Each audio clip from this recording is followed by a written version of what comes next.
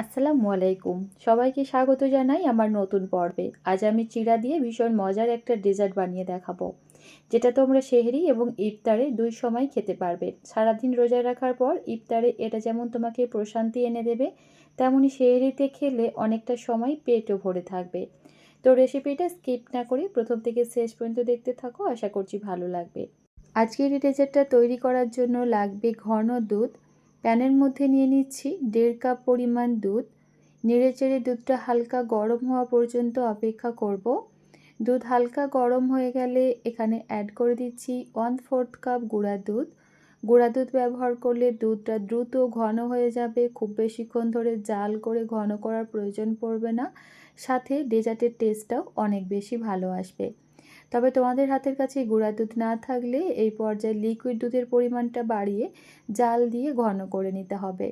গুঁড়া দুধ দুধের সঙ্গে খুব ভালোভাবে নেড়েচেড়ে মিশিয়ে নিয়েছি। তারপর মিষ্টির জন্য অ্যাড করে দিচ্ছি 2 চা চামচ পরিমাণ চিনি। মিষ্টির পরিমাণ নিজেদের টেস্ট অনুযায়ী বাড়িয়ে কমিয়ে নেবে।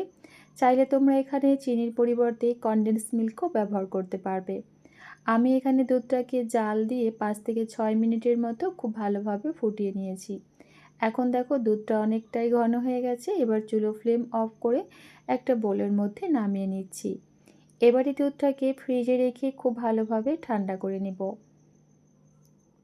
এদিকে একটা বোলের মধ্যে নিয়ে নিচ্ছি 1 কাপ পরিমাণ চিড়ে। তোমরা এখানে যে কোনো কোয়ালিটির চিড়ে ব্যবহার করতে পারবে, মানে মোটা দানার চিড়ে, পাতলা দানার চিড়ে, অথবা সাদা চিড়ে বা ব্রাউন চিড়ে, যেটা হাতের কাছে থাকবে সেটাই ব্যবহার করতে পারবে। এবার এই চিড়াটাকে 5 থেকে 6 বার পানি পাল্টে খুব ভালোভাবে ধুয়ে পরিষ্কার করে নেব, যাতে করে চিড়ার মধ্যে কোনো রকম নোংরা না থাকে। আমি এখানে অফ ক্যামেরায় চিড়াটা 5 থেকে 6 বার পানি পাল্টে ধুয়ে পরিষ্কার করে পানিটা একদম ভালোভাবে ঝরিয়ে নিয়েছি।